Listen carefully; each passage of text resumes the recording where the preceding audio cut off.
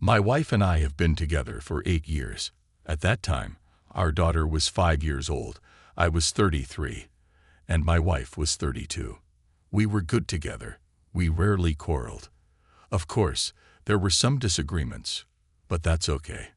Then something tragic happened. A very close friend passed away from cancer. Before she died, she had asked my wife to look after her son. Her husband worked long shifts and was away from home for a month and a half at a time. I knew the friend's husband and his wife from the beginning of their relationship, but we weren't very close. We had attended their wedding, where my wife was a witness. We visited them a few times, but my wife had a closer connection with her friend. Both my friend and her husband had lost their parents early on. Her parents had passed away when she was young, and his mother had died around 10 years ago. They had distant relatives, but these relatives, living in different cities, refused to take in the boy. My friend's husband did everything he could for the child. He provided financial support without hesitation, bought gifts, and helped me physically when needed. We took care of the boy, even though he missed his parents, especially his mother. I treated him as if he were my own, considering our children were just 2 months apart in age. Our daughter was the eldest, and gradually the boy adapted to his new surroundings. They quickly became close friends, and within a month, they were inseparable. The boy's boredom diminished, and he talked less about his mother. Whenever his father came home on vacation, he always took his son with him. Everything seemed to be going well for about 1.5 years. The boy even occasionally called me Dad, but it didn't bother me personally. Then one day my wife said we needed to have a serious discussion. I agreed it must be important, so I listened. My wife told me that the boy's father wanted to find a part-time job here. He felt that since he was already here on break, he might as well work while he could, but there was no one to look after his son during work hours. He didn't want to trust the child to anyone else, so he wanted to know our thoughts on this arrangement. I expressed my concern to my wife about whether this might make the boy too attached to us instead of his father. My wife had already discussed it with the boy's father, who was agreeable to the idea and even offered to pay extra for the care. He would also take his son home at night. I thought, as long as it wasn't too much of a burden on my wife, it was fine with me. Since my wife mostly handled the children while I was at work, I didn't see it as a big issue. The boy had started calling me Dad more frequently, and he had been calling my wife Mom for some time. Initially, we tried to correct him, but it seemed to upset him, so we stopped. Almost 3 years have passed, and the children have become as close as siblings and lived together in harmony. They went to the same school and studied in the 1st grade. Everything seemed to be going smoothly, although the boy's father seemed indifferent. Yes, my wife occasionally seemed distant, or on the other hand, overly enthusiastic. Naturally, I asked her if something was wrong or if she was going through something. She'd just say she was tired from time to time. Everything appeared to be normal until one day when I came home much earlier than usual. As I walked in, I found my wife dressed up in a stunning outfit, makeup done, wearing a beautiful dress she had only worn once before and that had been collecting dust in the closet for years, complete with black stockings. I asked her what the occasion was. She told me she hadn't worn makeup in a long time, and while cleaning, she had found the dress, tried it on, and realized it fit perfectly. She explained that it was a kind of rehearsal. She wanted to surprise me when I came home. I was genuinely impressed. She looked incredible.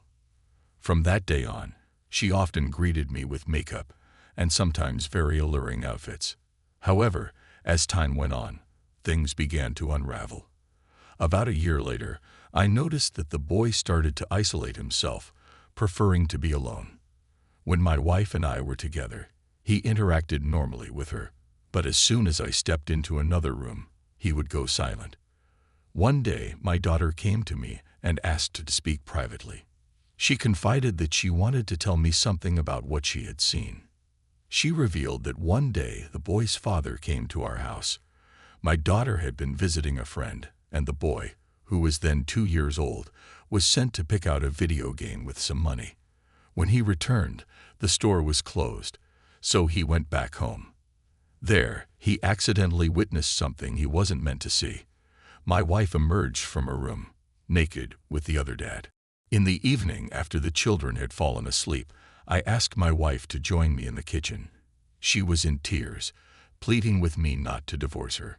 She claimed that the affair was over, that they hadn't been involved since the day our son witnessed everything. She expressed her love for the boy as if he were her own, and admitted that this had been going on for 2 years. She said she didn't understand how it all started, and when I asked if she loved the other man, she said no. She told me she only loved me, acknowledged that she had made a grave mistake, and was deeply sorry. She promised to do everything she could to fix things and apologized profusely, saying she regretted her actions and should have talked to me about it sooner. I told her that I couldn't forgive her and would be filing for divorce. The important part now is that our daughter is living with her mother, while our son and I continue to live together. After the divorce, the boy refused to return to his biological father. I'm now considering adopting him.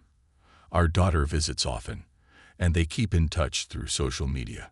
She tells me that her mother has gone back to work, frequently cries, says she loves me, and misses her brother.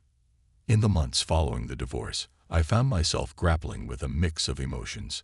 On the one hand, I was focused on providing stability for the boy, who had become an inseparable part of my life. On the other hand, the pain of betrayal still lingered, making it difficult to move forward. I knew I had to be strong for both the boy and my daughter, who seemed to be navigating this new reality with more maturity than I had expected. Adopting the boy became a more pressing concern. I wanted to make sure he knew he was truly part of our family, despite everything that had happened. I reached out to his biological father, explaining my intentions. To my surprise, he was supportive, admitting that he felt the boy had found a better home with us. He had always sensed the bond we had formed and believed that the boy would thrive under my care. We began the adoption process, a long and complicated journey, but one I was determined to see through. During this time, my daughter continued to visit regularly.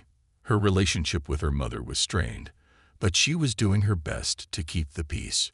She would often tell me about their conversations, mentioning how her mother was struggling to adjust. There was a part of me that felt guilty, knowing that my decision had caused so much pain, but I reminded myself that I had done what I believed was right for everyone involved. As the weeks turned into months, the boy slowly started to open up again. He began to trust me, not just as a father figure, but as someone who truly cared for him. We spent more time together, bonding over shared interests, and I made it a point to reassure him that he was loved and wanted. My daughter also played a crucial role in this, often stepping in as a mediator when things got tough.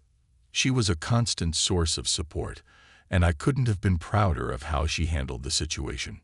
One evening, as we sat down for dinner, the boy looked up at me and asked, "Will I really be your son forever?"